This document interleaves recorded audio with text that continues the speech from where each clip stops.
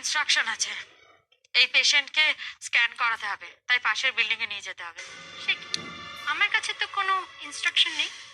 আহ, আসলে না এই ডক্টর বিজি ছিলেন, এই যে তাই আপনাকে জানাতে পারেনি, আমাদের জানিয়েছে। ভালোই হলো, আমিও খেতে যেতে পারছিলাম না। আপনিও স্ক্যান করিয়ে নিয়ে আসুন, আমি খেয়ে আসছি। Thank you.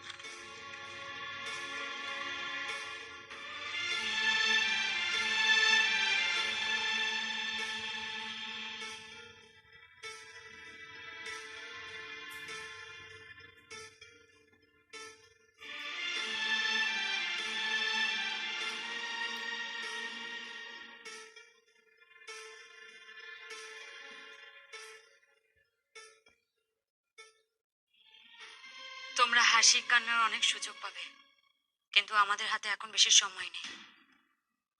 আর সমস্যাটা হলো রাজু যদি এখান থেকে বেরোয় তাহলে প্রিয়ার বাবা ওকে শেষ করে ফেলবে। তাহলে তাহলে এখন কি হবে? আমি এখান থেকে বেরোবো কি করে? চিন্তা করো না রাজু, কিছু একটা উপায় বার করতেই হবে, বার করতেই হবে আমাকে তোমাকে এখান থেকে বার করার জন্য। কিন্তু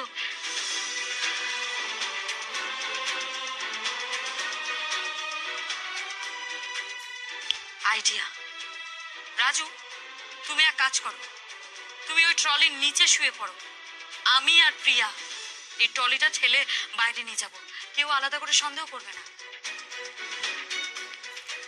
আর এটা এটা চটপট পড়ে নাও তুমি।